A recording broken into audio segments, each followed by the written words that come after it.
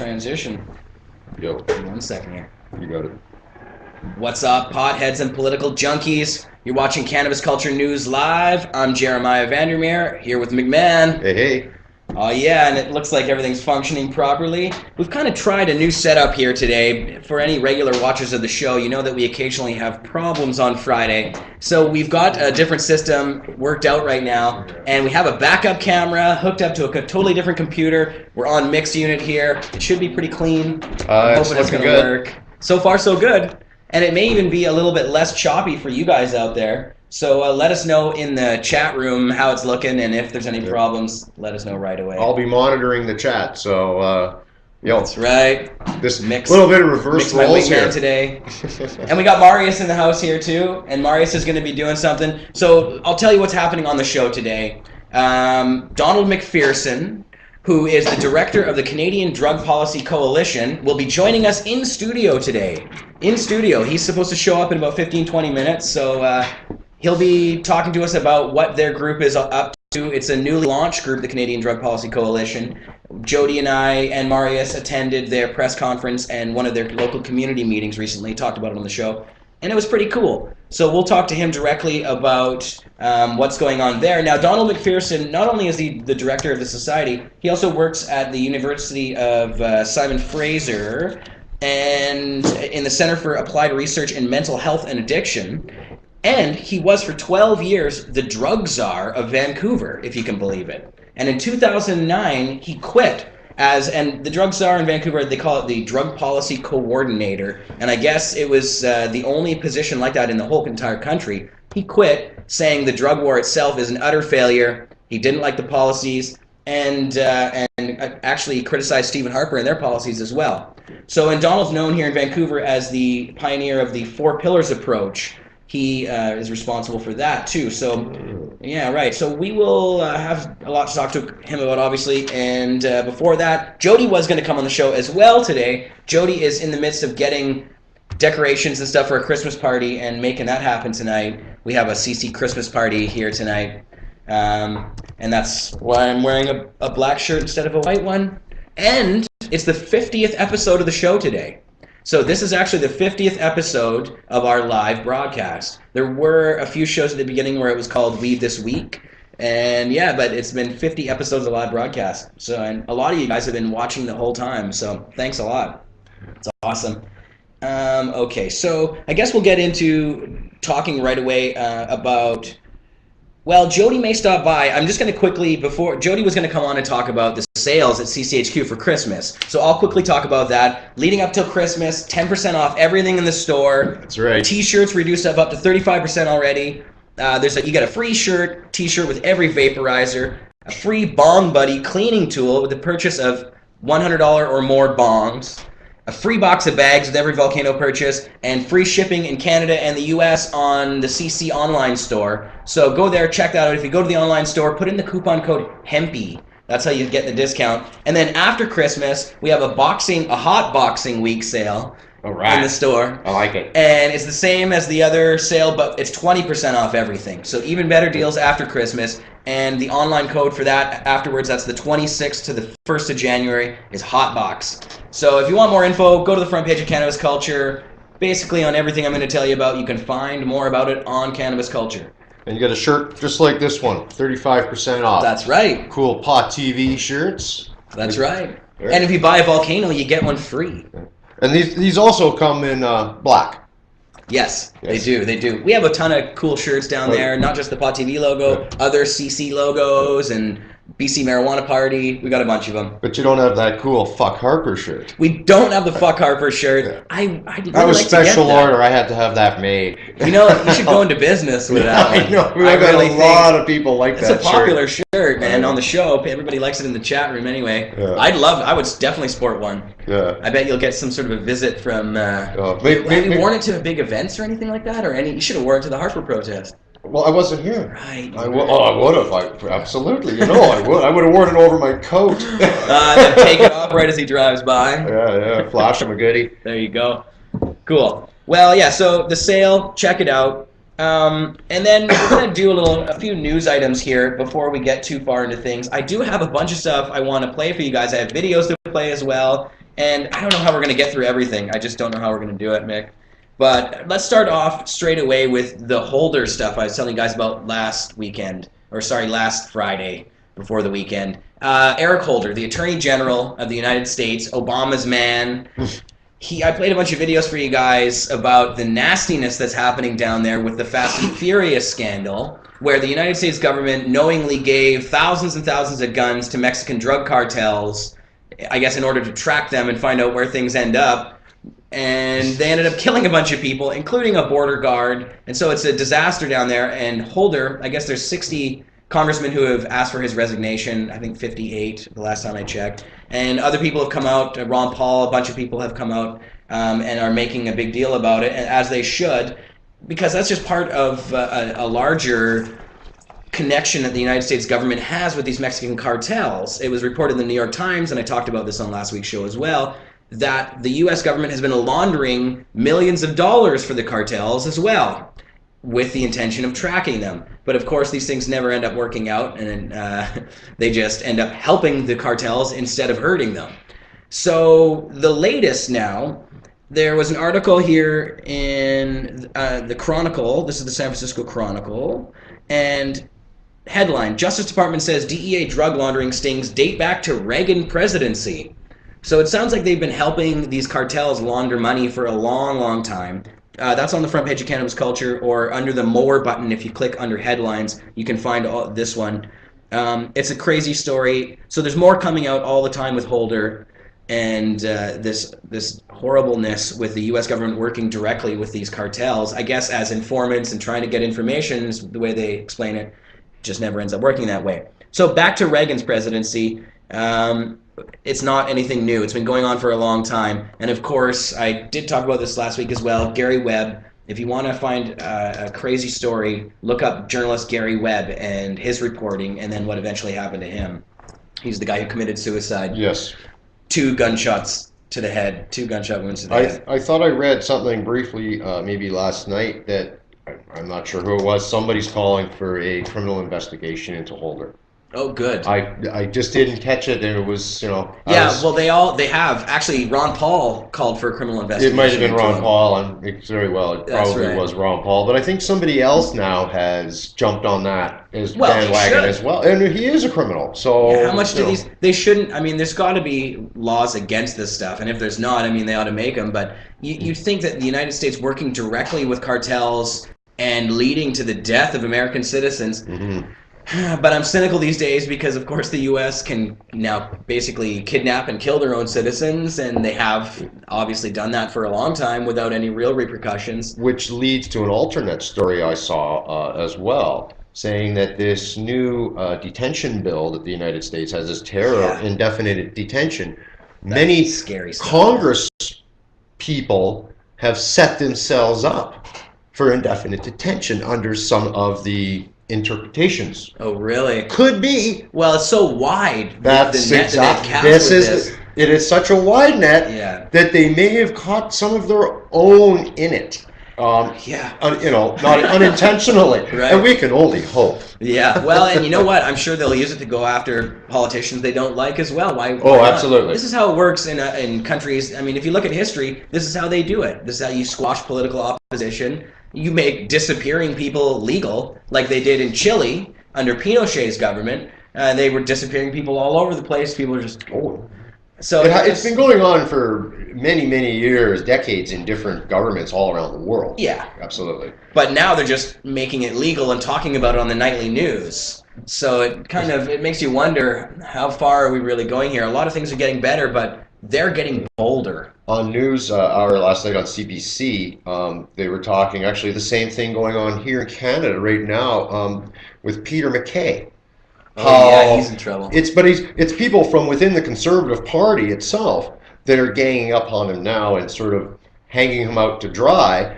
And the simple fact is he's from the old Progressive Conservatives, and most of the other clowns in there are old reformers. Yeah. So there's no deep blood ties going back there whatsoever. Geez, So, well, I hope that happens in that party because it seems like their party whip is really strong and that everybody does just whatever the prime minister wants. oh, I mean, it's basically a dictatorship and everybody falls into line. It's Harperland. Yeah, Harperland, exactly. It is. Well, and so back to this Mexico thing, just quickly.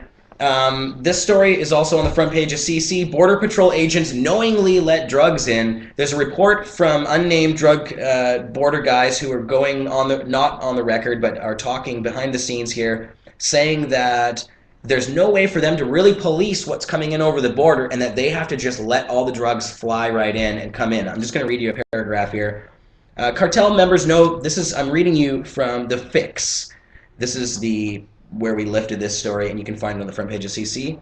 Cartel members know that even if one of the in-ground motion sensors picks up their movement, they still have the advantage. Each Border Patrol agent on the ground is responsible for a considerable area, and he is only one man with a gun.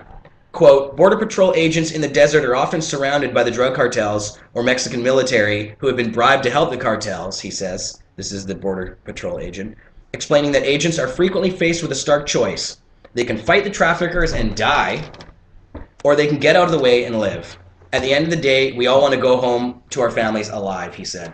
So, it's really hard to fight this drug war. If they think that they're going to stop this stuff coming in, I mean, they don't. It's impossible. No, you can't stop it from coming in. It's a lost cause. Yeah. That's why you need to legalize it, regulate it, control it. That's the way you end up decreasing the harms associated with prohibition. So where are we here? 414. Well, that's the other thing. At 420, we're not going to be puffing down with you guys today. Out of respect for our guest, we want to keep the illegal activities to a minimum. So if you guys out there will have to hold it down for us and smoke away. Yeah.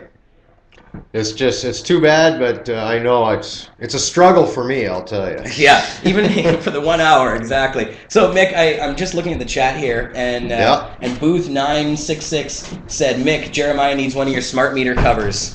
And that's very true. That's one of the reasons I wanted to have you on here today was to talk about I received a letter from BC Hydro just a few days ago informing me that they would be by soon to switch my old meter over for one of the new smart meters. And of course, if you watch Mick's show, he's been talking about the smart meters, the problems with them. They cause radiation, they spy on you. But he's also talking about they can be hacked as well. So right. People could hack in and basically you could be fiddled with your power. They could turn your power off. They could find information as to when you're in and out of the house because due to your consumption, they know when you're not home. Yeah. Right. Oh yeah. This is a big problem for it with me is the privacy issue. Yes. And again the health issue is also a big concern. The letter that you got, and then you called them, right, and informed them, you gave them, I guess you told them you don't have consent. That's exactly what I told her. Yeah, I phoned and I just said, I don't want anybody coming on my property to change my meter. You don't have my consent. I don't want one of the meters, and I told her exactly why. And they said that somebody's going to call you back within 2 days? Yeah, well, that's what she said at first. No, not at first. At first she said, no, I'm sorry, everybody has to do it. You don't have a choice. Oh. And I said, no, I'm not going to have it done, and if somebody comes on my property, you'll be talking to my lawyer. Yeah. And so then she said, well, sir, can you hold on and I'll bring up the form and we'll fill out a form and we'll have somebody call you within a couple of days. Yeah. So nobody calls? Is that what? Well, no, what happened was, you see, I phoned the customer service number and then, come on in. Our guest is here. And so I'll be brief. And then what happened was, I said, hi, I'd like to talk to someone about smart meters. And I guess the impression she got was that I was just looking for information. Right. So she said, oh, would you like to know? I said, oh, well, it's more like I'm telling you, you don't have my consent. Right. She said, oh, and why? And I explained privacy concerns and health concerns. And then from there, she said, okay, well, we made a note of it. And then she said, someone will call you in 2 days. And I thought, well, I don't understand why. The call was basically, I feel, from a technician. Right. Who obviously was going to try to address my concerns. Yes. But I basically, you mean? Yeah, and try to convince me otherwise. I basically sort of cut him off and asked him, I said, what part of what I explained to the person 2 days ago do you need me to re-explain to you? Right. I says, I'm not really interested. No is no.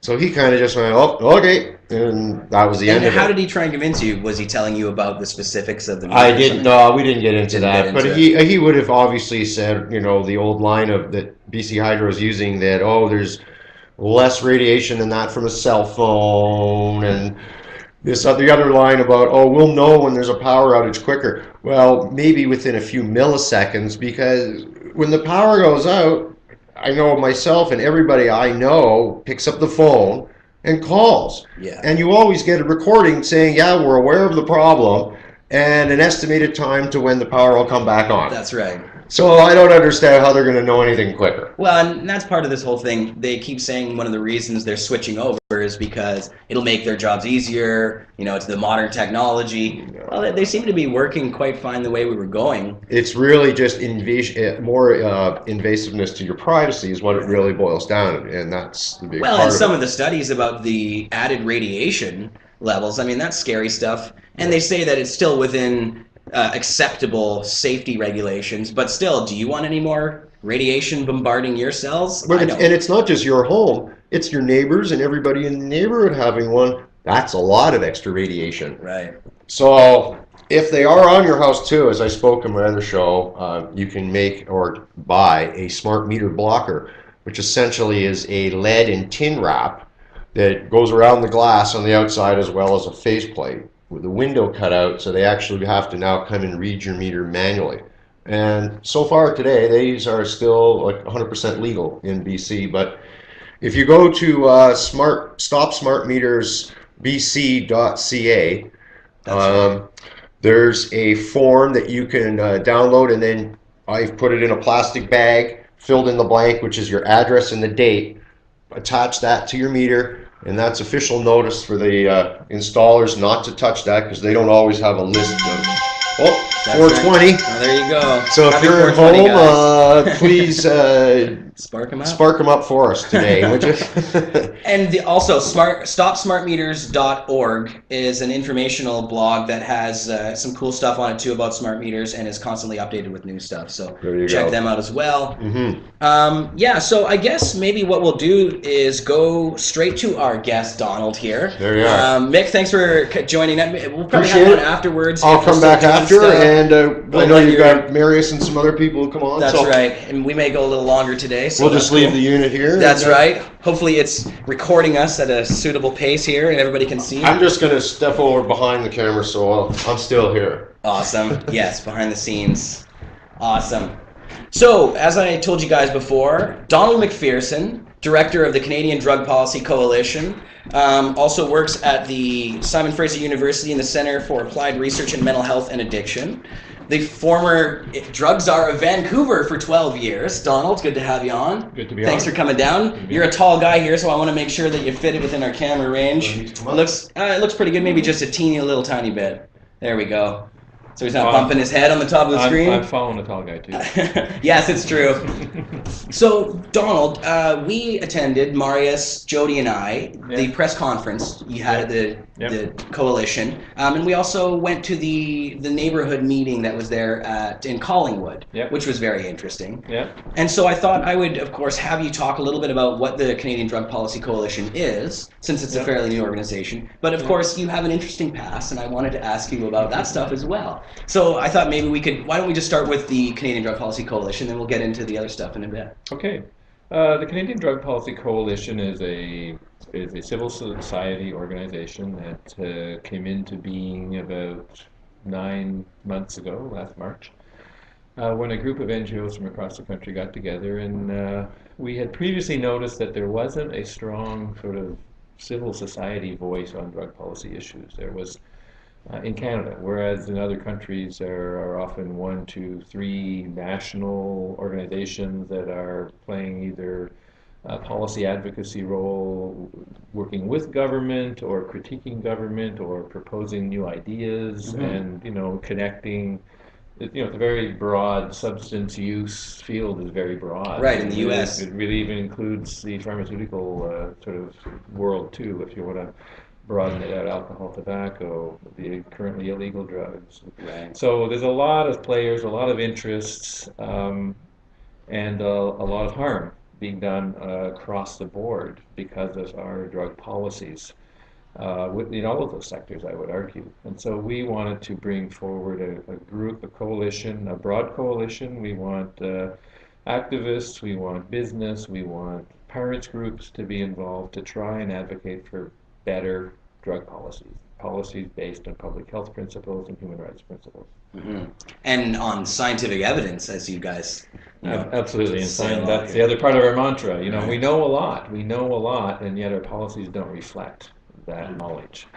Like we know the criminalization of drugs does not deter use. We know it doesn't help people access health services should they develop a drug problem. Right. It stigmatizes them, it marginalizes them. So those are policy harms. Those have nothing really to do with the harms or potential harms of any substance they're using. Right. Those are harms that emanate directly from policy, and that's the kind of discussion we want to have in Canada, and I think we need to have that. How can our policies actually, excuse me, help facilitate people using substances more safely and minimizing problems that develop from substance use. And if problems do develop, how can our policies maximize the sort of connection and access to help that people often need? Well, I wanted to ask you also about the 5-year study that you guys, I guess, just recently published here and made available, the Public Health Perspectives for Regulating Psychoactive Substances. In a second, one of the things, though, I was interested when we were at the two meetings was the focus on looking at all drugs, but also separating them and looking at them individually, rather than taking them all as one big thing, drugs, and lumping them all in together. And a lot of groups do that, other activism groups kind of tend to do that as well if they're trying to appeal to a certain group, right? Yeah. But when you're looking at the science, obviously there's big differences between cannabis and heroin and coffee and all these other things. Yeah. So maybe talk a little bit about that. Yeah. Well, this is, you're referring to a paper called Public Health Perspectives for Regulating Psychoactive Substance Use. And that's a paper that the Health Officers Council of BC have been working on for about 5 years. And they've published several papers working up to this one. And they're a really interesting group because what they say to us is they say, forget the legal aspects, forget the illegal aspects. These are substances that people use in society, and it doesn't matter whether they're legal or illegal. Legal drugs have harms, legal drugs have harms. We know that for sure. Let's forget about that discussion. Let's look at each drug and try and develop a public health framework that acknowledges there will be use of the substance, but minimizes the potential harms of the substance. So, and that goes for legal drugs and currently illegal drugs. So let's level the playing field and regulate all substances using a health framework. And so obviously we need to explore what that might look like. Obviously some drugs would be more regulated than other drugs. And that's a debate that we have about all legal drugs. We debate. Some people think alcohol is not regulated enough. Some people think it's overregulated. Right. Tobacco. Some people think why are we kicking the crap out of tobacco? It's a civil liberties argument. I should be able to smoke tobacco wherever I want. Other people say no, it shouldn't be available in corner stores. It should be available in pharmacies, or it should be more regulated. So we should be having that debate about every substance, and base that debate on the evidence of harm.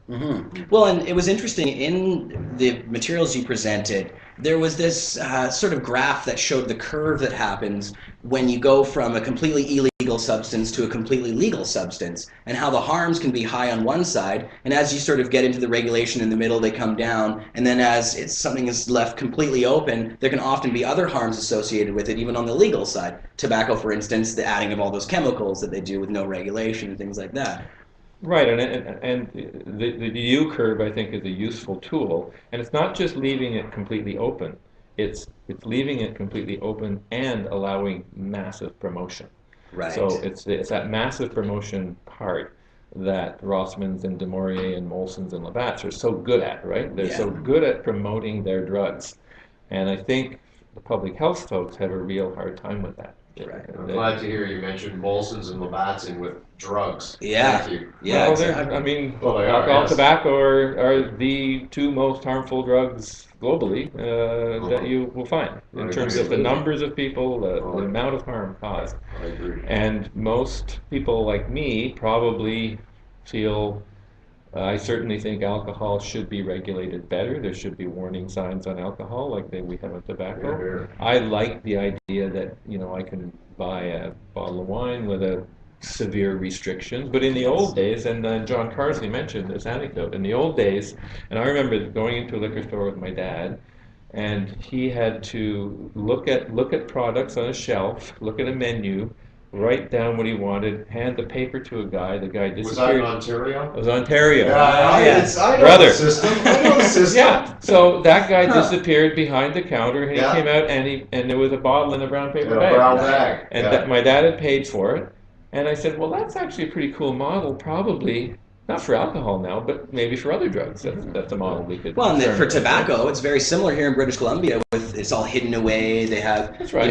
behind the screens and that kind of stuff. But it's available in every bloody corner store. Yes. So tobacco is an interesting example because we have reduced tobacco use massively in the last 40 or 50 years. I mean, 40 years ago, we'd all be smoking. We'd be smoking Right now. On the Yeah. bus. On Yeah. CBC, people were Yeah. smoking. On the bus, Oh, on sure. planes. Yeah. So Neuro. we've reduced tobacco use and consumption without criminalizing it, without really making it that much less accessible, because it's accessible down the street. You go across the street, you can buy a pack of cigarettes. We've taxed it, it's more expensive. But what we've really done is regulate it. The packaging, the messaging, and where you can smoke it, how old you have to be to buy it, and all that stuff. We've regulated the heck out of tobacco. Yeah.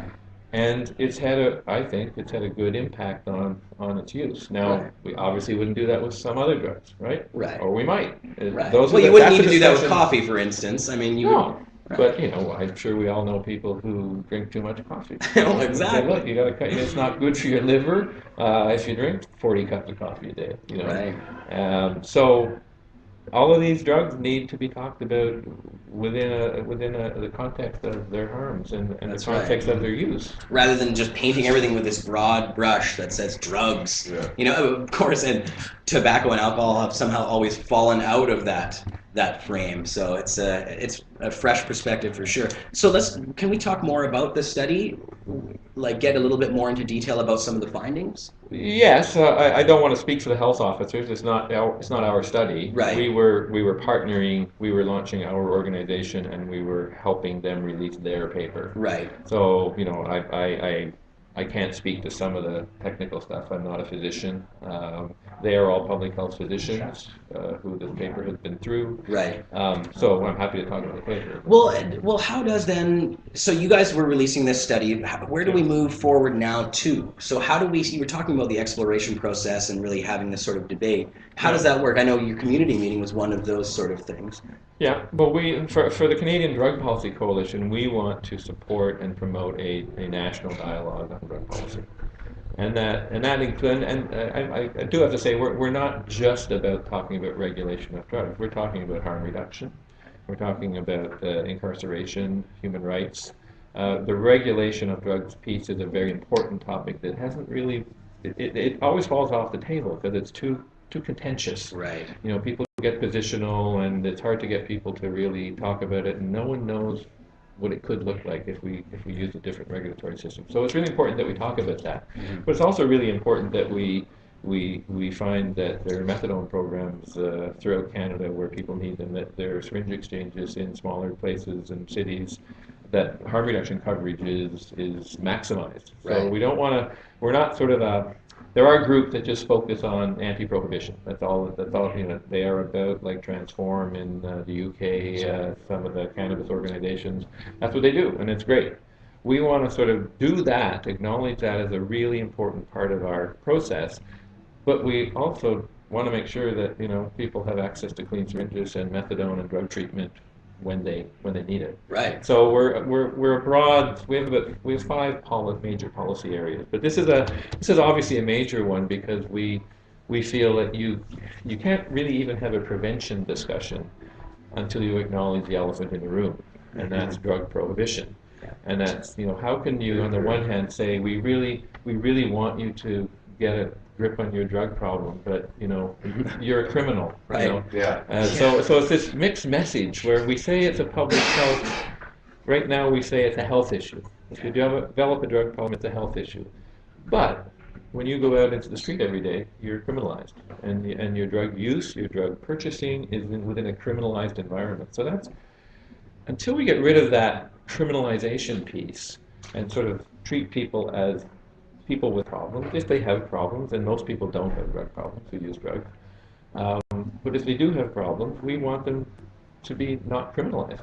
That's like the worst thing we can do, because that pushes them away in Exactly. the margins, right? We don't criminalize alcoholics.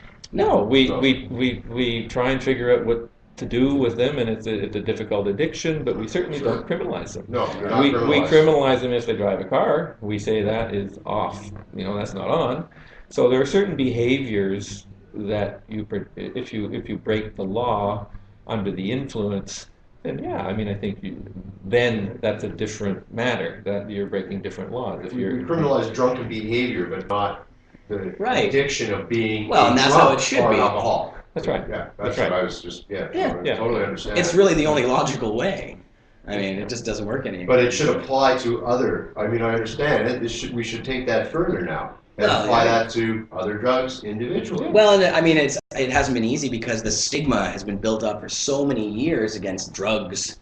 And, of course, even now we have the DARE program in every school, so there's a lot of stigma around it. Well, and you're absolutely. It's a number. We're having to undo about 100 years of history. So the first principle of the the drug treaties, international drug treaties, is public health. But really, if you look at the way the treaties are enforced, it's all about enforcement, punishment, incarceration, prison, and so people have a fear of their kids developing drug problems. Fine, that's legitimate. But the tremendous focus on drugs as the problem has led us astray. The problem, it's not the drug. So the anecdote I use is young Innu 12-year-olds 5 years ago in Davis Inlet flashed across our TV screens. They were all huffing gasoline out of paper bags. It was tragic. It was hopeless. The despair, the addiction.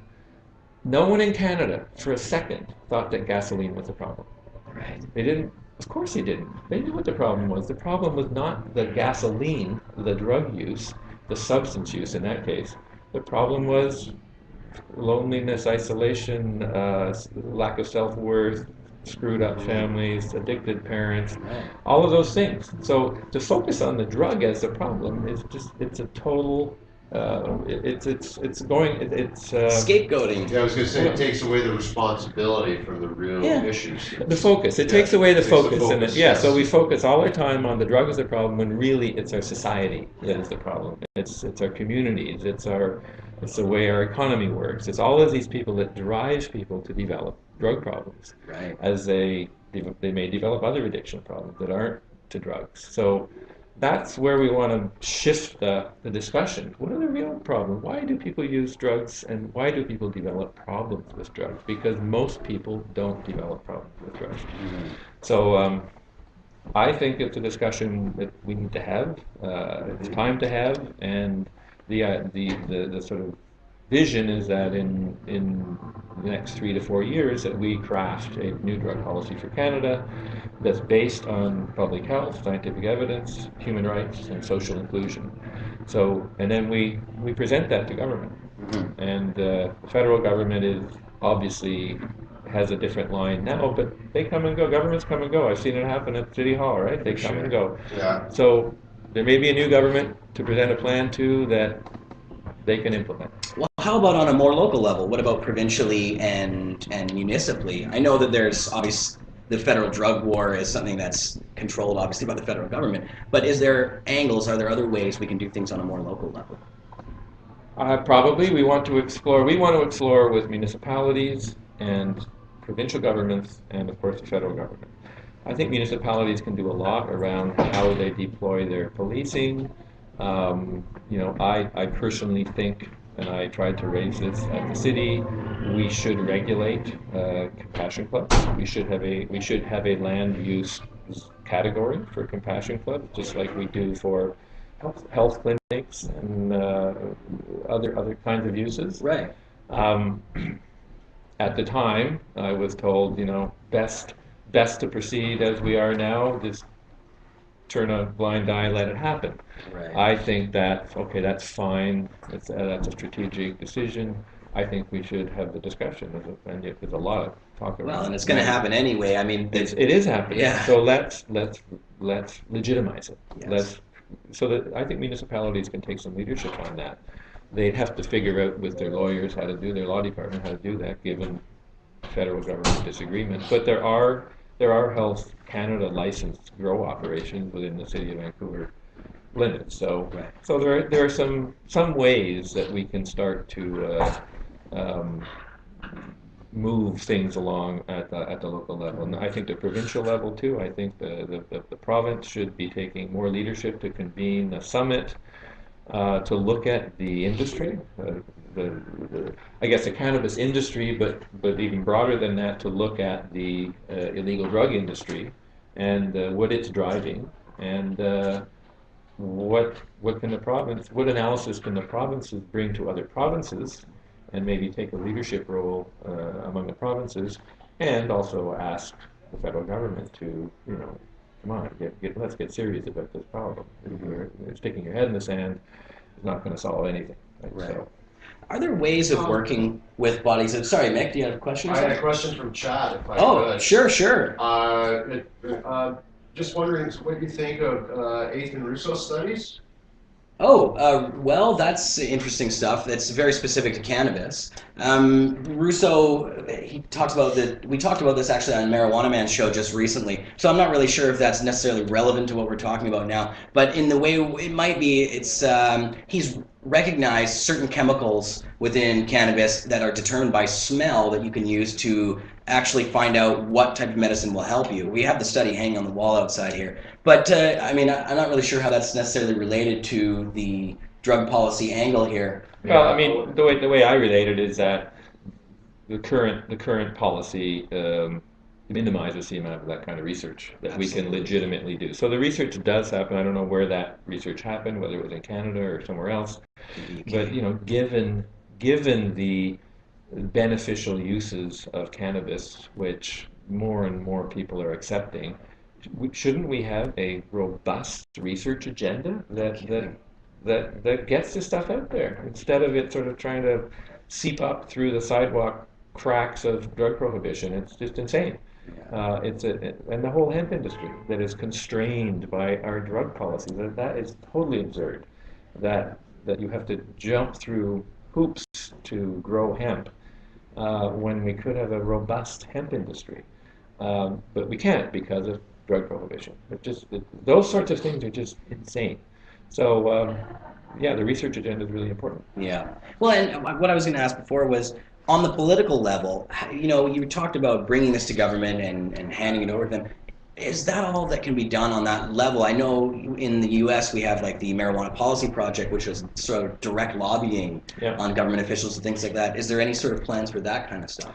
Yes, I think my hope would be that through our public discussion and our advocacy efforts, and I guess our lobbying efforts with politicians, that we would begin to give politicians both the research, the data, and the language, how to move these ideas forward. Because a lot of politicians get it.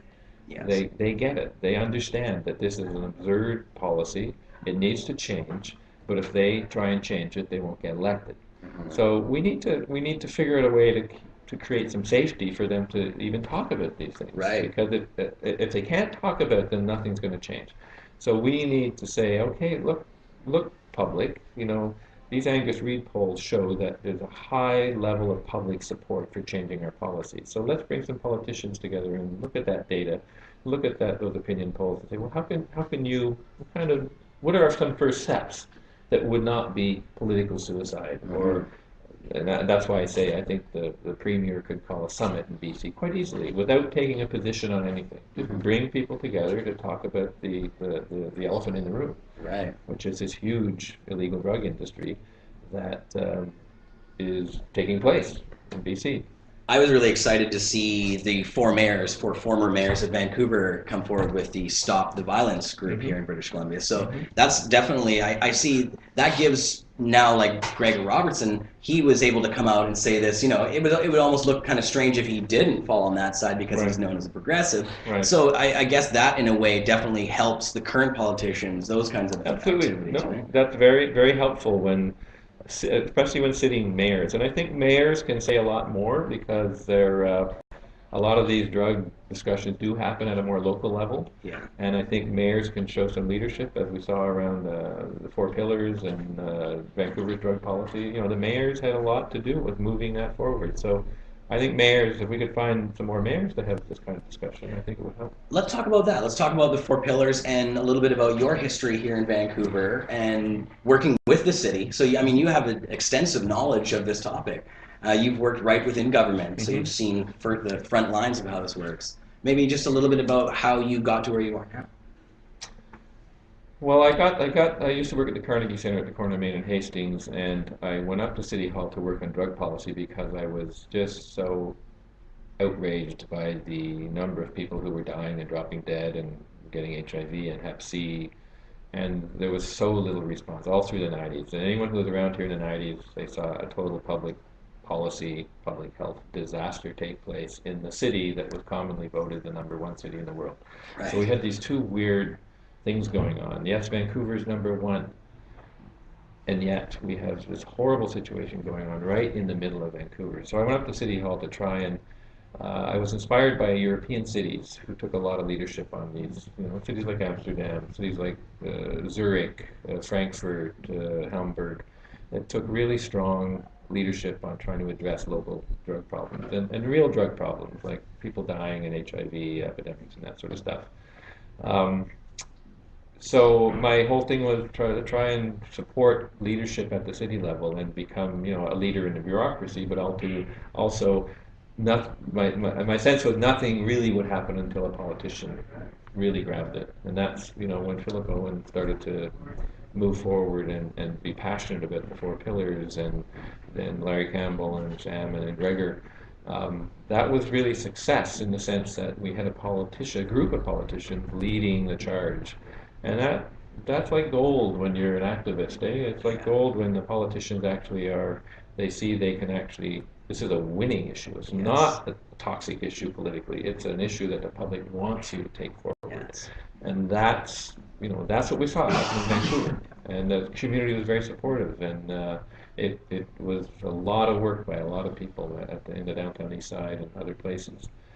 So, I did that work for a while, and it was very gratifying. And I think we've moved the dial a bit here in Vancouver. It's there's lots of problems, lots of ways to go. And then I felt like, okay, the structural problem of drug prohibition and criminalization of drugs, that's got to be tackled at a national level. Yeah. And no one's doing that.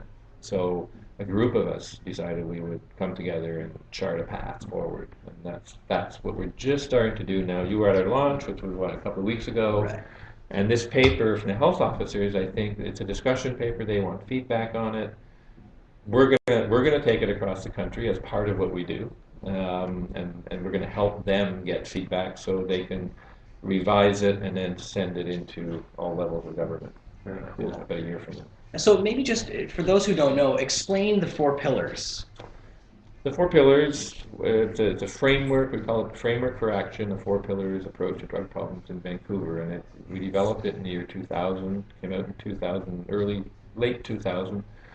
And we sort of wanted to put forward a comprehensive plan, what we felt was a comprehensive plan. And it wasn't just a health plan, but it included the police. The police are engaged in this business, whether they like it or not.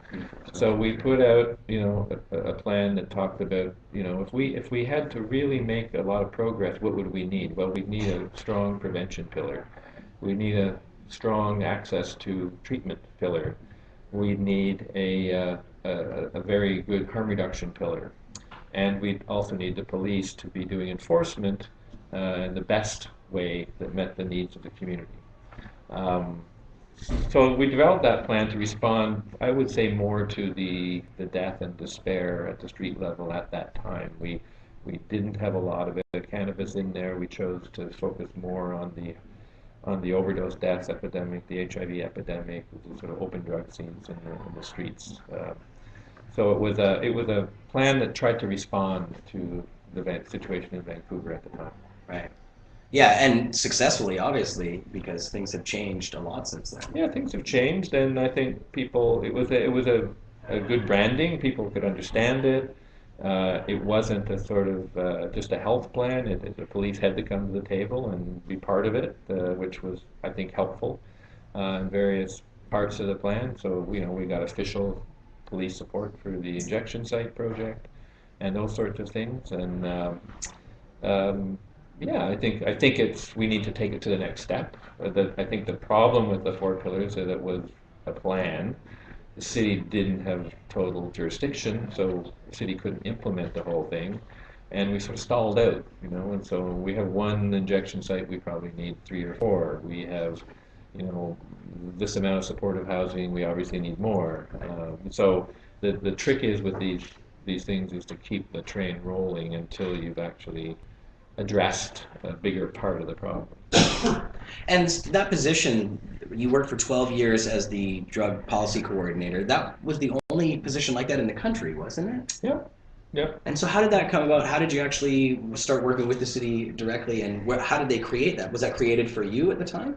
I wrote the report that created it, and it was on the advice of several of the European experts we brought in to meet with the mayor and city councillors, and the Europeans had been through a very similar situation like 10 years before us.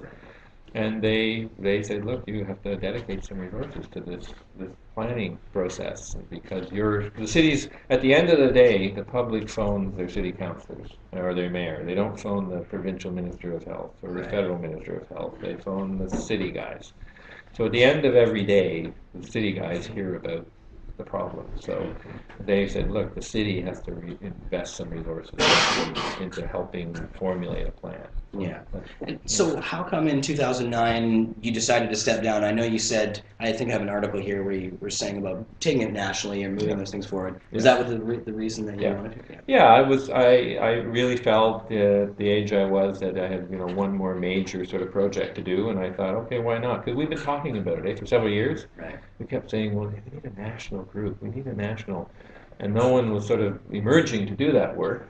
So I said, well, I'll take a year off and I'll sort of travel a bit, check out the global drug policy scene, and then come back and start in earnest to work with a group of Canadians to create this organization. Oh, fantastic.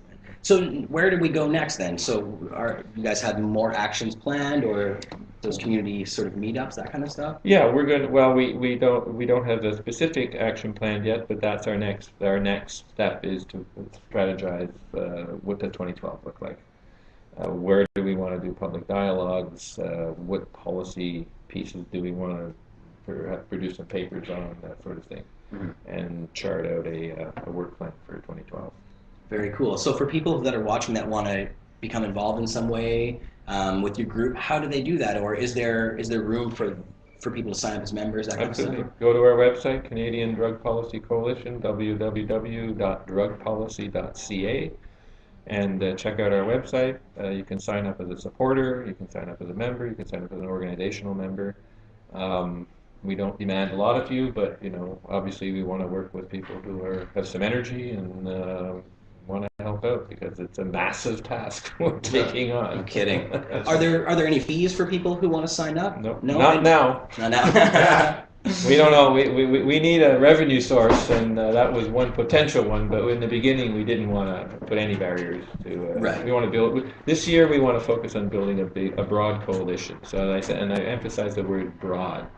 We don't want 6 months from now the same 30 activists sitting in a room plotting away. We want new people to get the message, and we want to build on the resources of other organizations that. They may not be drug policy organizations, but it's an issue that really affects them. Right.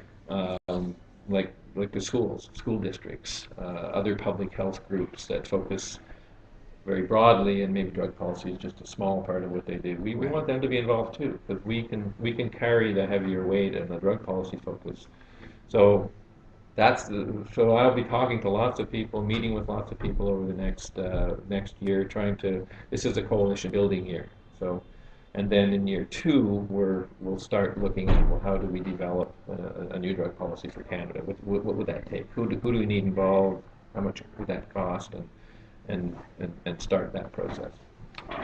Excellent. Well, thanks a lot, Donald. I really appreciate having you on, and we'll be talking to you again for sure. We'll have you back if you feel like coming back on again for sure. Okay. Thanks a lot. Yeah, okay. And check out their website, drugpolicy.ca. Yep. The URL. Donald, thank you very much. No problem. Excellent work, and yeah, sign up, guys. And if you have, so are you guys taking donations as well? If people do want to monetarily help things out, yeah? Okay, there you go. There's a Christmas. Send money. Okay. Yeah, you can donate online. Fantastic. Thanks for coming in. It's really interesting stuff. Yeah. So, all right, guys. Now, it's already just about 5. It's 7 minutes to, but I still have a ton of stuff to do. So if you guys are willing to stick around for a bit, let's get through some of this other stuff. I wanted to talk about, I wanted to have Marius on here too, because he has been doing some research. I still had a ton of other stories here to go over, some less important than others. Thanks a lot, Donald. Much appreciated. We'll talk again soon.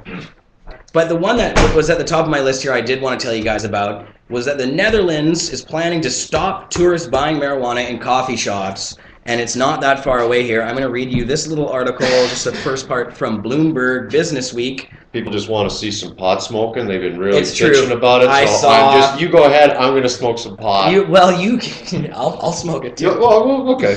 No, Don't bogart that joint. I was going to pass. Don't worry. All right. Foreigners traveling to the Netherlands will be barred from buying marijuana in so-called coffee shops next year, a move that could hurt tourism to the capital, Amsterdam. There will be, this is quote, there will be an end to the open door policy, Justice Minister Ivo Opstelten said in a letter to lawmakers today. Stricter rules will make coffee shops smaller, better controllable, and reduce the attractiveness of Dutch drug policy for foreign users. It's like he could have had a better translation. I'm not sure if he was originally speaking in English there. Oh, yeah, show that. Put that a little closer to the camera there. You can talk. There you go. So yeah, if you're planning on going to the coffee shops as a tourist, you might want to get there soon, because it looks like they're really planning on doing some cracking down, adding to all the cracking down they've already been talking about and have done in other places. They have a conservative government there. That's really not very nice. Excellent. Is that the Burmese? Of course. Oh yeah. Delicious. VI Burmese. All right. What else here? Oh, also, speaking of crackdowns, Colorado, I guess, is due for a crackdown, according to CBS News in Denver. And somebody speaking to the Associated Press, who wouldn't go on the record, but they're saying that the federal authorities are planning on sending some of their threatening letters about shutting places down within 45 days to Colorado this time instead of California. Yeah. But that was a few days ago that they announced this, and since then, nothing has been yet released. So, oh, thanks, Marius. Perfect. Fantastic. So we'll see where that goes, but putting the scare into people in Colorado, of course, their medical marijuana industry has just blossomed. They have more dispensaries than Starbucks and all that kind of craziness. That's cool. I like that. Yeah. Sadly, the federal government in the United States has really been cracking down, or at least talking tough about cracking down and going after these guys. And I saw somebody in the chat said, has anybody been watching Weed Wars? If you want to watch I didn't see the Thursday night episode, but if you guys want to watch the first 2 episodes, they are also on the front page of Cannabis Culture. If you go to click the More button under headlines, you'll find the story there. All right, so Marius, yeah, you come up here, brother. Oh, but you know what? We'll save the rest of the stuff for after you're done, Marius. I want to talk about Ron Paul a little bit on the show today, and I wanted to play you guys a couple videos and promote his money bomb a little bit. I am a Ron Paul supporter. I support some of his policies, but not necessarily all of his policies. There's a few of them. Oh, here. Why don't you just, I can squeeze it on the end. Yeah, there you I'll go. slide that over there. That's How's cool. that? That's perfect. Couldn't get the printer to work, sorry. That's all right, brother. There you go. Lots of room. So, Ron Paul, anyways, I'm going to play you guys these videos. He has been criticizing some of the other candidates. Actually, Newt Gingrich called for the death penalty for marijuana users, even though he himself was at one time a marijuana user. Did it move? Yeah, that's all good. There we go. Should be better. So, we'll play a couple videos related to that. Varius, you go ahead and say what you had to say. I'll give you some space here to do what you wanted to do. Oh, okay, thank you. You talked about hemp, right? Yeah, I'm going to talk about hemp. Hello, everyone. Recently, you may know in Durban, South Africa, there was the International Climate Summit, and it made me think about hemp and how hemp can help put the climate back into a more normal situation. Unfortunately, with the corporations controlling most of the Western governments, it was more of a delaying action for them. The Kyoto Protocol was continued. It's the only legal structure that exists right now for actually getting countries to reduce their emissions, but the USA never signed on to that. And Canada, thanks to Harper's wonderful leadership, has removed themselves from the Kyoto Protocol, which seems really silly, because a new agreement will come into effect that will include US, China, and India. And so pulling out of a similar agreement now just seems to be stepping backwards. These talks didn't talk about actual ways of reducing the climate. It was more of just getting governments to agree that something has to be done and to try to legislate emissions.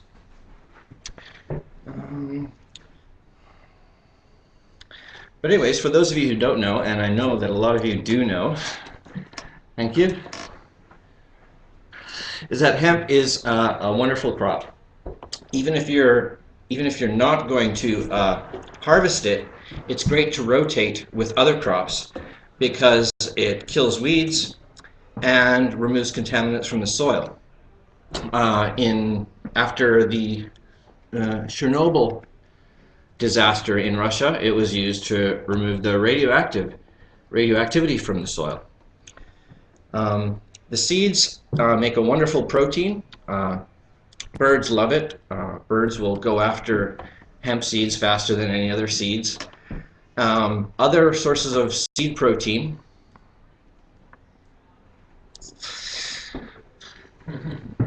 Up that joint. Too many things at once. Other sources of seed protein, such as soy or flaxseed, can give you health problems if you eat them too much, and it's not so for hemp seeds. So why there's not more hemp seeds in our food is a really good question.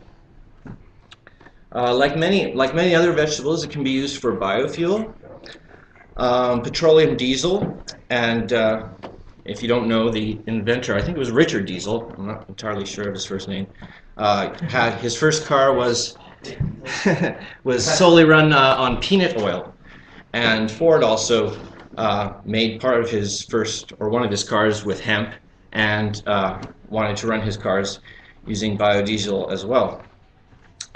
There's a lot of debate about the yields from acreage and various other technical debates going on how useful it actually is to replace petroleum, but in the end it burns cleaner. It doesn't release carbon monoxide nor ground level ozone. So on that front, even if it's not quite as efficient as gasoline or requires more energy to create, it certainly is better for the environment than petroleum. Sorry. See, I got it really high. it's a very large issue, and I'm only skimming the surface about it. But I'll try to finish here. Another thing you can do with the plant is its hemp fiber can be used in construction. It can be made into hempcrete or hemp plastic. Now, hempcrete is like a lightweight concrete that can be used in building. It's got a good heat absorbing properties, so it's used as insulation. And also, as with other other plant material, it absorbs carbon dioxide and releases oxygen over time. So there's another positive reason. It will eliminate greenhouse gases over time. Mixed with fiberglass and other materials, you can make hemp plastic, which can basically replace anything that we make petroleum plastic for. I'm thinking of Legos, right? Those little Legos, all made of gasoline. Why not make them out of hemp? Lego. If your kids are going to put them in your mouth, and chew them, right? Would you rather have them chewing gasoline or hemp? It's not really a question. It's a rhetorical question. So, anyways, despite all these amazing uses, and I've only touched upon, I'm sure there's a few that I've missed. Only a few states in the U.S. and only a handful of countries have it legal. Canada legalized it in 1995, as did a bunch of European countries.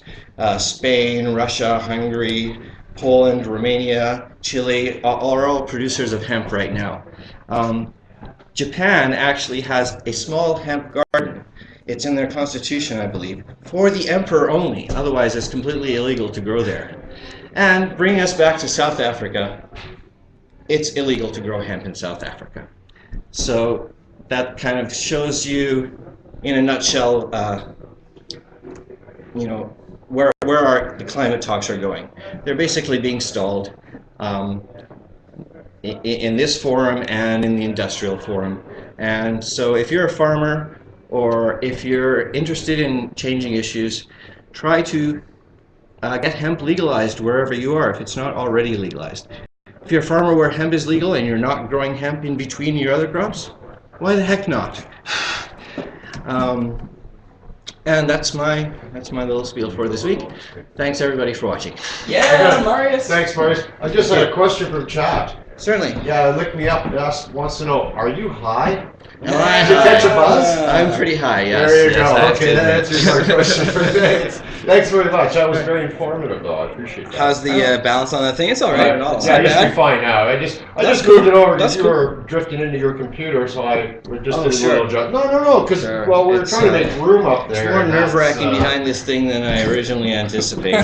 So, Yeah, you did a well, good job, I'll my get friend. used to it. Well, and Got your eyes. one thing I was going to say about hemp is even when it is legal, and you listed off some of the countries that it is, like here in Canada, that doesn't mean it's totally unregulated. It's extremely hard to become a hemp producer and to follow all the criteria that they set. So we still have a long way to go when it comes to legalization of hemp, even here in Canada. It's pretty savage the way they've clamped down on it so hard, and nobody can really take part in it. Do you remember It's- when there was the guy up in North Saanich on the island, north of Victoria there, at least 10 years, more than 10 years ago, who was growing hemp, actually, up there.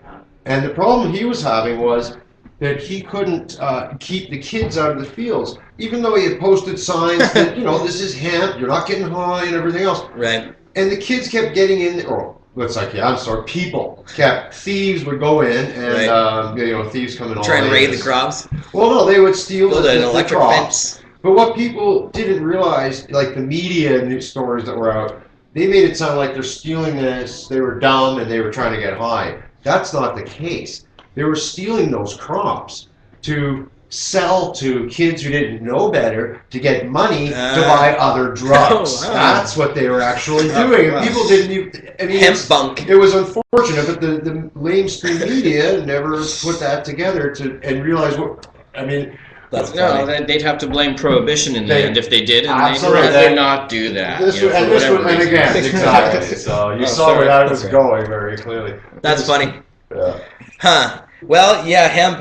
It's obviously a challenge. I would love to see them really allow it to become what it should. And as Mario said, all the many thousands of uses for hemp could really help the environment in so many ways, so much more than these damn carbon credits or all this other bullshit.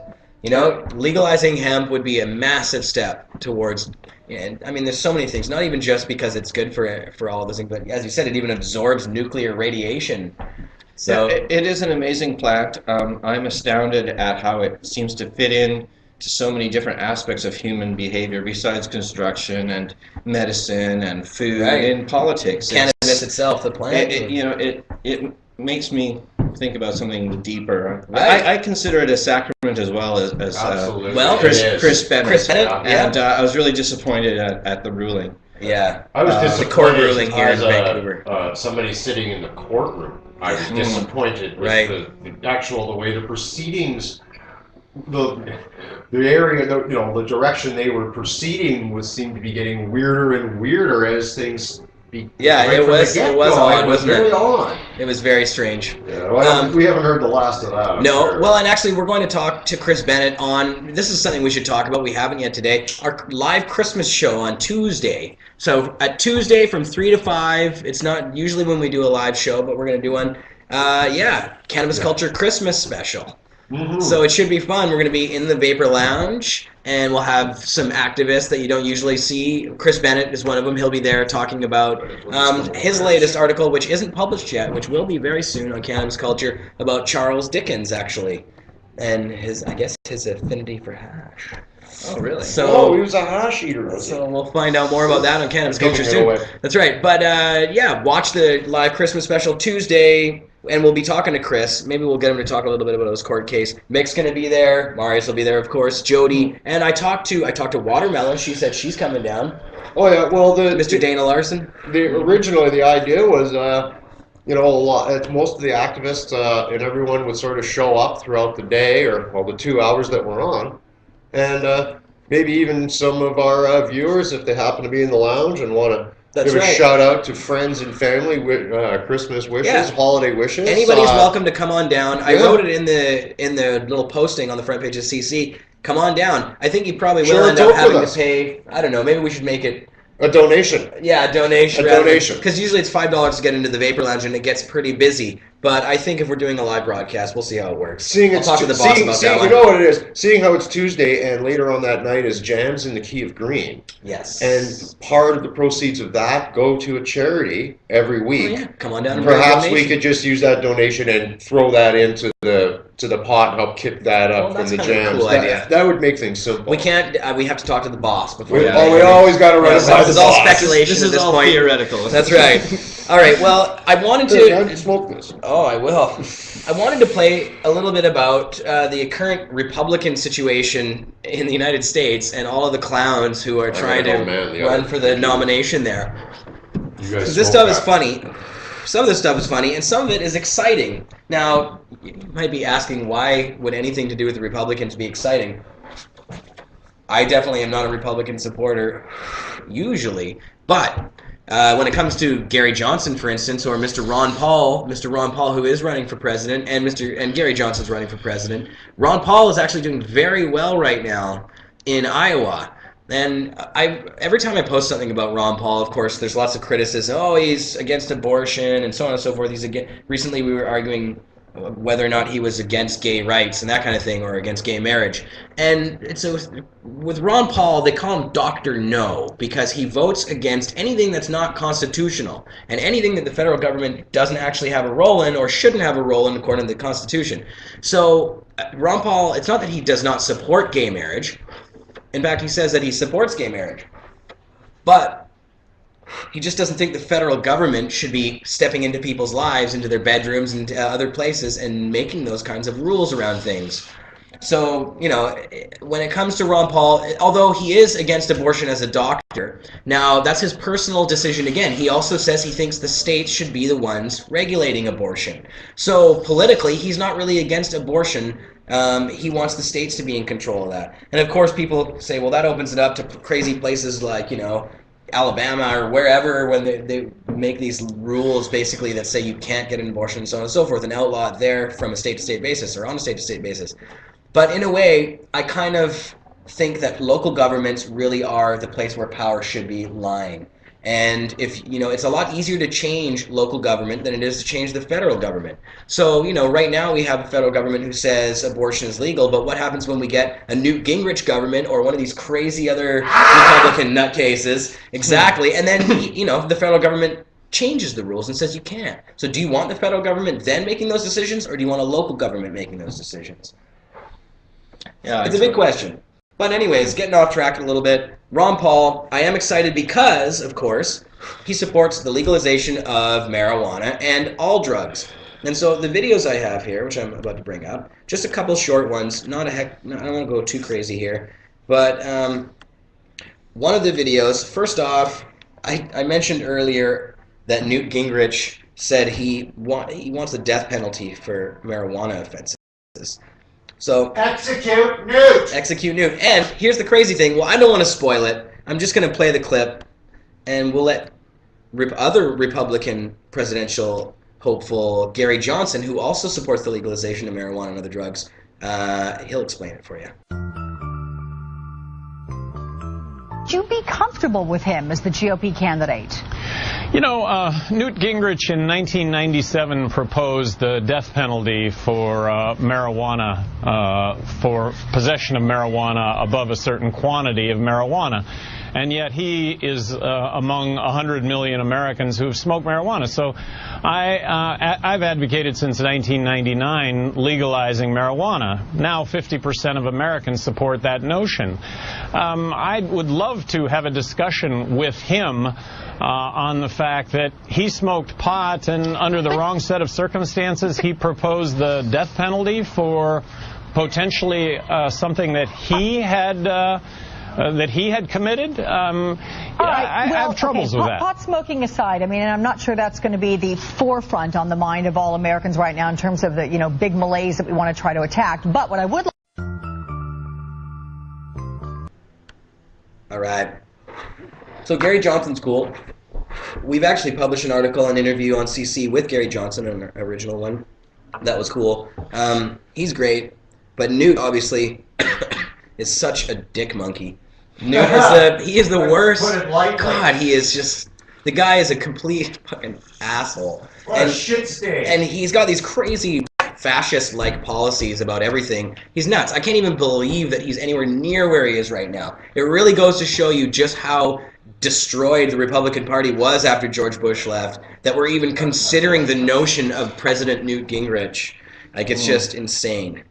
But so, who else? Romney. There's Romney, who's one of these Republican monkeys as well. Someone wrote Newt is the new king. Yeah. Here, so, okay, this is interesting. Romney had been confronted on his medical marijuana situation. Were you going to say something, Morris? Did you have something you wanted to say? I thought maybe you had a comment. I was going to mention Romney had a lot of money. He tried to bet Rick Perry $10,000 on a talking point in the middle of a debate.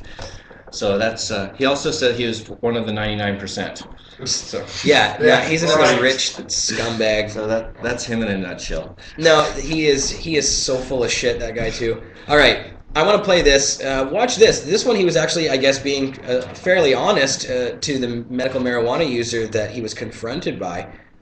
But this is Romney versus Ron Paul, to get both of their opinions on this one.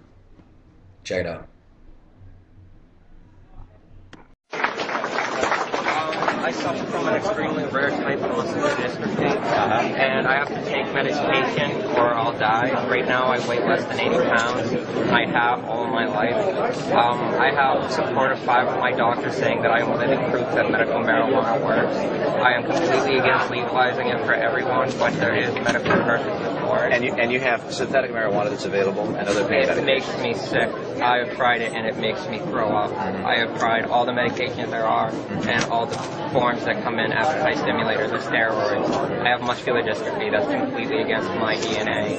I'm sorry to hear that. My question for you is, will you arrest me and my doctors if I get medical marijuana prescribed? I'm not in favor of medical marijuana being So will legal you in the have country. me arrested? Hi. How are you? Excuse me. I'm sorry. Will you please answer my Well, question? wait, are you not going to answer his question, Governor? I think I have. I'm not in No, he favor of asked you if you were legalizing going to medical arrest. marijuana. He asked if you were going to arrest How are patients you? like him, Nice Governor. to see you. You're going to just ignore a person in a wheelchair? Oh, I spoke with him. I know, but he didn't answer his question. All right, well, this is. Hi, my name is Clayton Holton, and first of all, I'd like to thank you for ending the federal raids against medical marijuana patients like myself.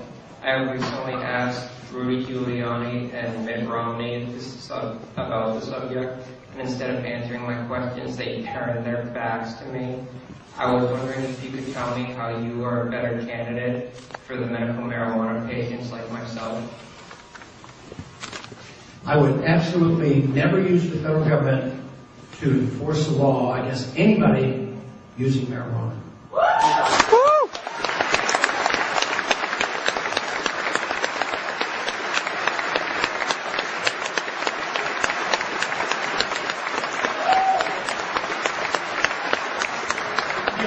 There's a couple of reasons for that. We talk about medical marijuana, and as a physician, it's controversial in conventional medicine. I happen to believe that it's probably very, very helpful, and I'll bet you there's a few testimonials for that. But even in the legislative sense, in the political sense, the federal government doesn't have this authority. I mean, if a state especially comes in and says that you can use it, like some of these states have, then for the federal government to come in and say that we are going to override the state law, even if it's just a modest legalization, and override this law, that's an offense, on just on the issue of states' rights. But how can people do this? How can an individual talk to you like that and just say, well, I'm a compassionate conservative. I want you to suffer. That's what they're saying. It's outrageous. And they don't know the history. How long has this war on drugs been going on? Essentially since the early 70s. The first marijuana laws were passed in 1938, and they knew they weren't allowed to outlaw it, so they passed a huge tax on marijuana. And even the war on drugs total war on drugs is rather recent. Think of all the respect that they had for the Constitution in, I guess, 1919 when they wrote a prohibition against alcohol. They knew they had to change the Constitution. And then they repealed it because it didn't work. But all this drug war business is done without authority. It's sort of obvious that they don't have the authority to do this. We have probably spent $500 or more billion since the early 70s. What do we do with individuals? Let's say an individual that never committed a violent crime gets caught 3 times in a nonviolent act of using drugs, even if they were hard drugs and even if they hurt the individual, they can be put in prison for life. At the same time, we have murderers and rapists and child molesters getting back out on the street. Who was it today that was just released after 35 years? Shot somebody that was famous. And anyway, Wallace, he attempted to kill him. But he gets out, he's back out on the streets, but yet they will put mandatory sentences. Our prisons are flooded with non-violent criminals. We treat people who aren't drug addicts as criminals. Do we treat all alcoholics as criminals? Oh no. Politicians drink alcohol. They're not going to do that.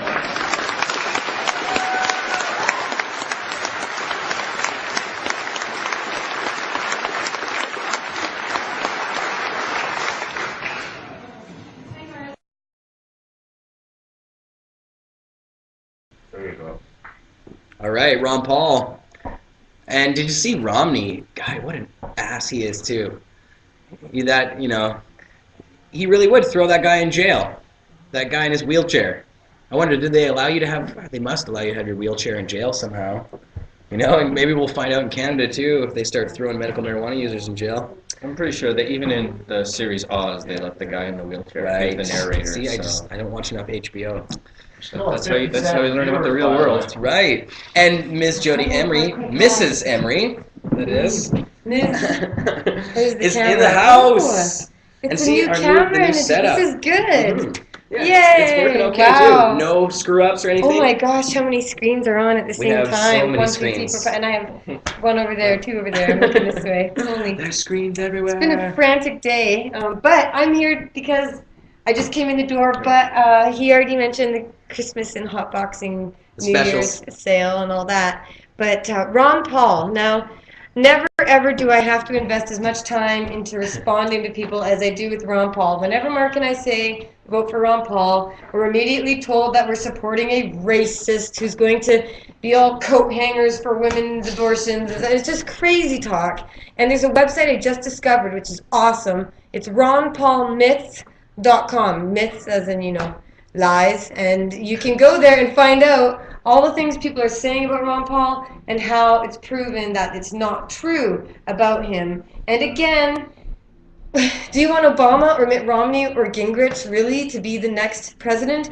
Ron Paul is the only anti-war candidate. So when people tell me that Mark and I are only supporting him because of his stance on ending prohibition and legalizing hemp and legalizing medical marijuana and all that great pardoning nonviolent drug offenders, you know, but the war, the real wars, the wars going on around the world, the war that's taking trillions of your dollars, Americans, trillions and trillions. So when you say Ron Paul would destroy Americans and everyone would die without healthcare and all that, no. The trillions of dollars saved from not going to war and not being sent to prison and all of that money being spent would be back into the people's pockets. It would be for schools and education and healthcare. It would be for your own savings. So when Ron Paul wants to reduce taxes, he's not saying give all the big rich people a giveaway. He's against them. If you watch his answers in the latest debates, he's the only one who says that there's bailouts and there's handouts going out to these corporations, going out to Wall Street, screwing over the American citizen, and he alone is opposed to that. So if you think Ron Paul is going to destroy America, you've got another thing coming. You can tell I'm very passionate about this, and I'll let it stay at that. So check out Mark's blog. If you haven't watched all the videos of Ron Paul, check out his blog. Mark just made it, and it's on the front page of CannabisCulture.com. So check it out. And cool videos. And in fact, I have one of the other videos here, I think from that. And this is about the, well, I have two. I have Ron Paul's amazing. The money bomb video. I get so excited. But there was another one here about the bill that Ron Paul has proposed about legalizing, or on the federal level, about removing the restrictions. I thought I had that video, but maybe I don't. Oh, here it is. It's only 3 minutes. I think we'll play it. Almost 4 minutes, but definitely watch and share this. Yes, we. Share it around. We haven't gone yet. We have to do 2 buttons on this one to transition. So yeah, watch this video. This is about the bill, and then we're gonna come back, and I do have one other Ron Paul video. Actually, this is one I didn't see anybody have anywhere. We didn't put it anywhere, but he said a great speech. I'll show you guys that one at the very end as well. So anyways, I'm mumbling. Story coming out of Washington has lit up Twitter and Facebook. Congressman Ron Paul and Barney Frank will be introducing a bill that would end marijuana prohibition. A short time ago, Texas Republican Ron Paul spoke with me about exactly what he's advocating. Take a listen. Well, removing it from the jurisdiction of the federal government and allow the states to regulate it like they would alcohol. And, you know, this seems to be strange for a lot of people, but, you know, I'm only going back to 1937 where that's the way it was handled. The states always did this, and I'm motivated strongly also because the states legalize it for the use of medicinal purposes, and it is helpful for people who have cancer and are getting chemotherapy. So this is not a great, a huge radical idea. It's something that was legal for a long, long time, and the war against marijuana causes so much hardship and accomplishes nothing. So I would say that marijuana, as far as causing highway problems, is minuscule compared to alcohol, and yet we knew prohibition of alcohol was very bad. So this is just getting back to a sensible position on how we handle difficult problems, and for me it should be the states. All right, let the states regulate, and yes, I agree with that. That's a free market position. It's a 10th Amendment position. Mr. Paul, one of the debates, though, you came out for legalization of marijuana and heroin. Is that still your view? Well, you know, I've never used the word heroin in my life when I talk about legalizing freedom of choice. And that one, too, was once legal. And, you know, I concluded that argument, and they sort of got the point when I said, when they were making a big deal, you know, your freedom philosophy means somebody, you know, could use heroin. I said, you know, if tomorrow we legalized heroin, how many of you in this audience would use heroin? Of course, nobody would. So, you know, it's a moot point. It's how you regulate things and whether or not this $1 trillion we spent on the war on drugs, really since the early 1970s, the modern day war on drugs started with Richard Nixon, and it's a catastrophe, just as prohibition of alcohol was a catastrophe. So yes, there are regulations for children and the way the states want to handle it, but you know, it's sort of like saying I believe in the First Amendment. Oh, that means you're pro-pornography or something like that. It's ridiculous. You know, permitting something to happen doesn't mean that you authorize it or endorse it. It is not endorsement of what people do. But do you worry, sir? I mean, look, I'm a recovering alcoholic and drug abuser. I'm coming up to 16 years with God's grace. Do you worry, sir, that this opens the door to more drug use, sets the wrong example, sends the wrong signal? It's an honest question on my part. Do you ever worry about that? You yourself? No, because I think it's much worse, because kids today have an easier time finding marijuana than they can alcohol. And how many cases of drug addictions were prevented by the laws? Do the laws really do it? Would it putting you in prison for about 5 years? Do you think that would have helped you? Would that have cured you? No, this is a medical problem. It's not a legal problem. You shouldn't be a criminal because you have a problem with drugs. So I just don't think putting you in prison would have been helpful at all. All right. Well, I did it through a faith-based self-help program, but I appreciate your point of view, Dr. The market, Larry, that's the market way of taking care of a problem. Yes, and I do, and I want to agree with you on why the states should have the jurisdiction on this and so many other things. Right. I think that's exactly the right position. We should be very consistent. I got to go. Congressman Paul, you're terrific for helping us out tonight. I appreciate it. All right. So Ron Paul's the man, at least on this issue. And on lots of other issues, I do agree with him. There's certain things that I don't. Like, I think some of the nuclear regulatory stuff we didn't agree with. There are a few other things. But again, when he wants the local governments to make a lot of these decisions, I think that's a good thing. And I agree with the nuclear thing, but Ron Paul's idea would be that people and purchasing power and the free market, your decision to spend dollars where you want, is what can change that. Like, sure, there's a lot of people buying food at McDonald's because that's all they can afford, but there's a lot of people buying it because they like it, and that's the free market. And the same goes for any sort of energy source. People can't really boycott oil because that's a monopoly that the government hands out, that Ron Paul wouldn't allow to happen. But when the people had the choice, they would say, no nuclear, I'm not letting a nuclear plant get built in my backyard, and you would have that sort of people power because the nuclear companies, like the military and other companies, would not have the buying out power of Congress. They wouldn't be able to lobby and spend that money to get what they want, and that's what goes on today. That's the messed up problem. People blame capitalism on it, and I'm holding a balloon because we're having our staff Christmas party tonight. So I just looked up there and I thought that's kind of funny looking. But anyway, that's my bit on nuclear power. Right. It wouldn't happen because the people would have the power, just like. I'm sorry to keep going on, but the Civil Rights Act, people are getting upset because Ron Paul said he wants to repeal the Civil Rights Act. That's not because he's racist, it's because he's consistent with the idea that the federal government should not mandate or regulate behavior. That's up to states and local governments and individuals to do. So laws don't make people stop being racists. People's attitudes and behaviors and actions stop racism. Shunning people who are racist is what helps put that underground, not laws. Part of it.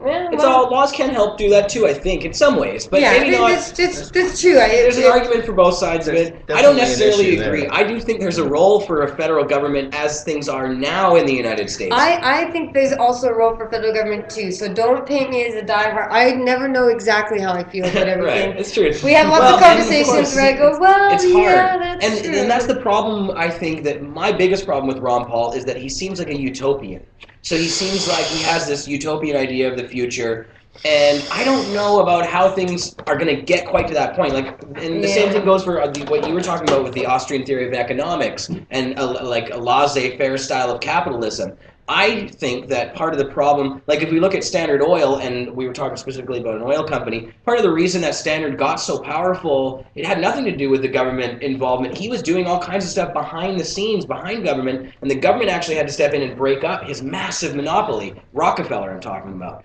And so I don't know enough about this to comment, but right. I'd like to know more. There's something to be said for a government stepping in when monopoly happens, which can happen naturally. I consider monopoly to be enabled by the state. I don't think you can have a monopoly without government regulations and laws favoring you over others. And there's a lot of greased wheels everywhere. Yeah, and that's what Rockefeller did with Standard Oil. He greased a lot of wheels of the government, but also he would tell other people that he's going to strangle them out if they didn't allow him to buy their business. So he did it without having to even deal with the government in a lot of senses. So I don't know it's if a it'd hard be question. possible, but would politicians be able to work without political donations? What would you guys think? And I just came up with this idea, so I don't know what I think.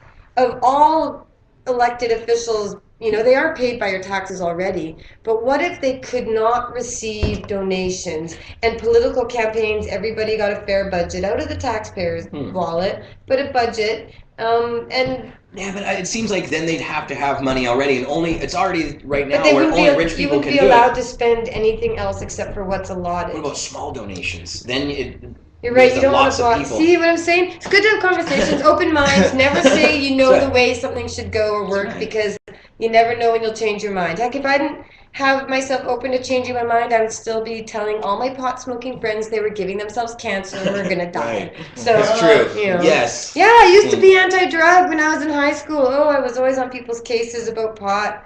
Yeah, you should have heard me. But I opened my mind and changed my ideas, and that's always a smart way to go. There you go. Anyway, exactly. Yeah, totally. Gosh, who would have thought I'd be here? But anyway, I'm gonna keep blowing up balloons. Yay. And bye. Thanks for tuning in. Thanks, Jody. Awesome. Well, where were we going here? It's already 5:30. I do have other videos and stuff. I'm not even going to bother playing the other videos for you guys. I'll just put the links to them in the show notes after the show here, and you guys can go and explore those yourselves. One of them was a money bomb video for Ron Paul. It's actually fairly short, but it's a little over dramatic anyway. The music is a little nuts, so I think I'll leave that one to you guys. I'm also going to put up a link to another longer video. It's about 6 minutes long, and it's Ron Paul speaking to a large group of people. Now, I can't remember where it was, but it's a great video, and maybe actually I'll play this one just to on the way out for you guys, and you can watch as we say goodbye. Anyways, Marius, thanks for coming on the show. Yeah, and I'd just like to say that I'll have some links in the show notes as well from what I talked about. Excellent, fantastic. Yeah, on the front page of Cannabis Culture, go to the top story there. You'll see the little CCN thing, and you can find links to what Marius was talking about and what I was talking about. Jody, thanks for coming on the show. Thanks for doing As always, it was awesome. Mick, thanks, brother. Hey man, my pleasure. And for producing the show in a way there and holding down the chat room. I said when I was, even though I'm on holidays, I'd still be around, you know. That's right. You promised your fans that you would be here, and he was. All right, and big thanks to Donald MacPherson for coming on from the Canadian Drug Policy Coalition. Excellent interview. That was very good. And yeah, this will be on the front page of CC over the weekend, so check it out. For those who want to watch it twice, I guess. Okay, I'm going to load this up. I don't even usually watch the show after we film it, so I rarely get to see it. Jody, this is the 50th show. Wow. The 50th show of the live broadcast. Shit. Yeah. All right, guys. Thanks for watching. Peace. You're allowed to swear. It's okay. Shit. I thought the cameras off. My goodness Not gracious. Not yet. Salty language. There go our sponsors. Yeah. Awesome. All right, guys. Thanks for watching. Enjoy. Forward TV. The world is thinking. You know, there's another war that's been going on for a good many years, but especially since the early 70s. We have spent hundreds and hundreds of billions of dollars on this particular war, but it's been war on American citizens more than it's been a war to change these conditions. And that is the war on drugs, which has been a complete, total failure.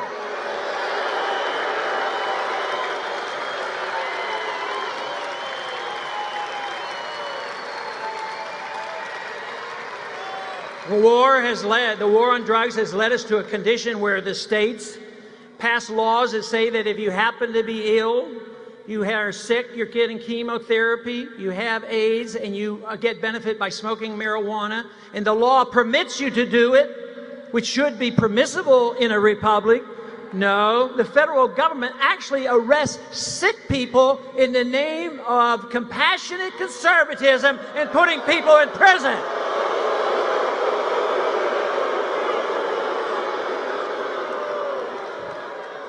But some say, well, it's dangerous. You might do other things, and there's a danger to you on what you do with your own body. Yeah, you know, I made a comment once in a speech on the House floor. I said, yes, some of the strongest drug warriors in Washington, D.C. rant and rave about the possibility of a sick person using marijuana for their illness at the same time. But guess what? They have no hesitation to imbibe in that drug called alcohol, a more dangerous drug.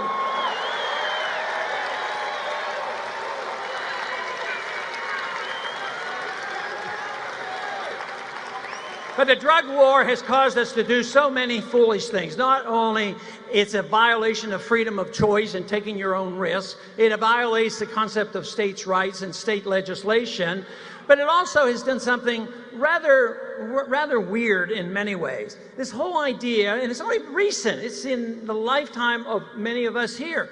It was the first federal law against the use of marijuana occurred in 1937, I believe.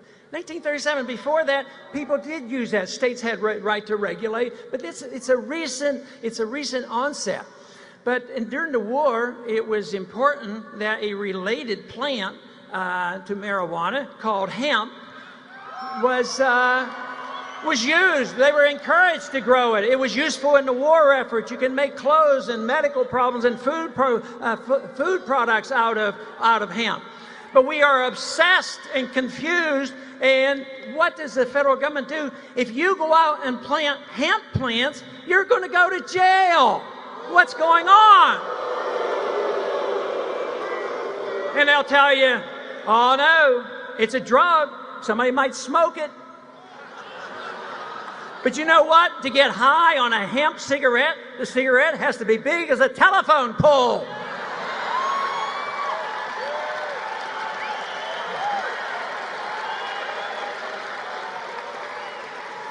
This is a very, very serious issue. And the last thing I ever want to leave anybody with is that I think drugs are safe. I think drugs are very dangerous. I think illegal drugs, the ones that are currently illegal, are very, very dangerous, and we should be very cautious about it. But I also, as a physician, recognize of the great danger of prescription drugs.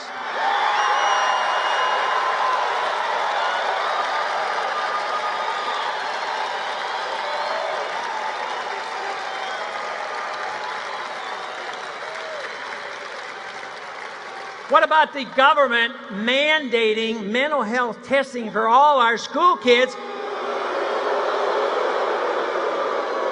And when they run these pilot programs, they find that 10% of our students really need help with these psychotropic drugs. That's the kind of drug regulation that we need. We need to stop that.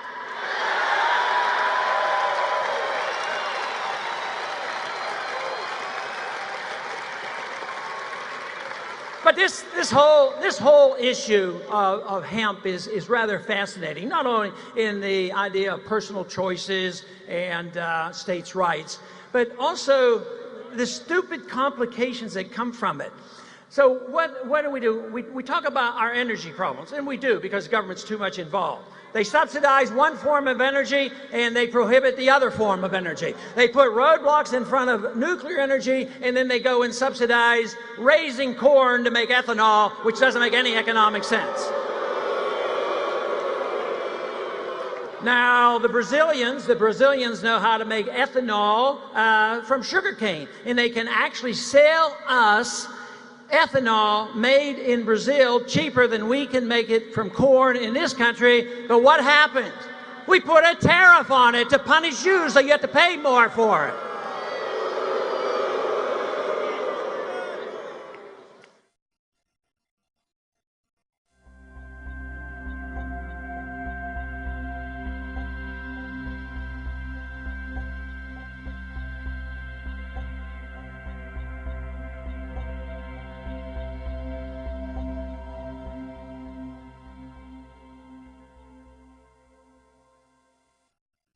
driven.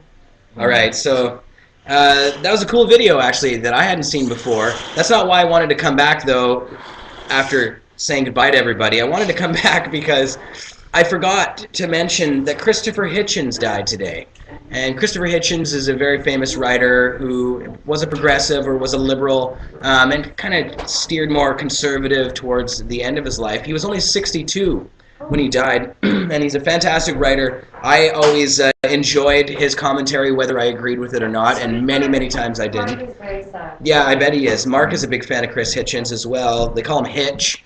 There's a blog post on the front page of Cannabis Culture that I wrote this morning about it, just with a couple videos, but I wanted to play this one because, of course, he was an anti-prohibitionist and a supporter of drug policy reform.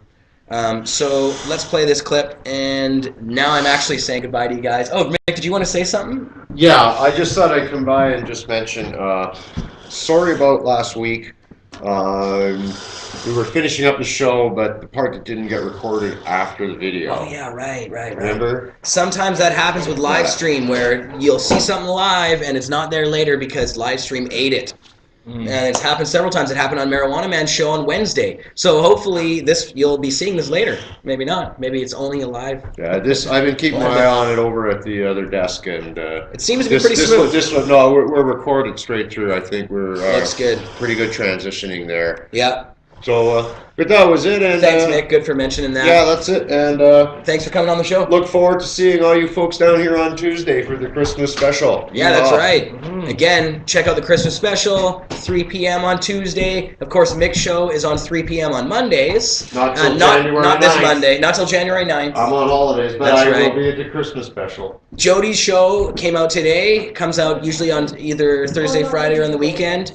And Marijuana Man show is on Wednesdays at 4 p.m. live on this Pot TV network. All right, guys. And of course, you know when my show is. Marius, when's your show coming? Okay, go ahead. Say his name. Oh, Nick wanted us to do this. No. Newt Gingrich? Oh, that was close. That was good enough. Sound effects here. He's so full of hot air, he could barely even make the sound. Newt Gingrich. Newt Gingrich. All right, guys. Anus face, somebody said in the comments. We had a lot of salty language earlier, Jody, that you missed. Lots of salty language going on. Yeah, it's been a good show. Oh, good gracious. That's all right, hot sauce on that salt. All right, guys, love you. We'll see you next week. Or not, you won't see me next week, actually, either. But we will see you next week. You'll see me somewhere. See you on Tuesday. On Tuesday, right. Peace. If he's asking me, do I favor the decriminalization of marijuana, the answer is obviously yes, and not just for medical reasons. Though the most striking thing about marijuana is its medical properties. It's well known to help people deal with the horrible results of chemotherapy, namely intense nausea, which prevents people from recovering by making them unable to digest or keep down food. And it's also, bizarrely, I don't know why this is, I'm not a physician, but it's a very useful treatment for glaucoma. It's a very damaging condition for the eyes. But I just think it's beyond the competence of the state to decide a question like this. You can't hope for the government to be able to control what substance somebody puts in their own body. So even if I thought marijuana was poison, I still would say, the government is not going to be able to stop people and shouldn't try. The marijuana user commits a victimless crime. And it's really horrific that we make room in our prison system for people who've done no more than that. I remember being on this show with Brian Lamb one morning with Richard Brookhiser from National Review, who said that he thought it would probably saved him during his own cancer treatment. He, as a very strong social conservative, had to just go out onto the open market and get some marijuana to get him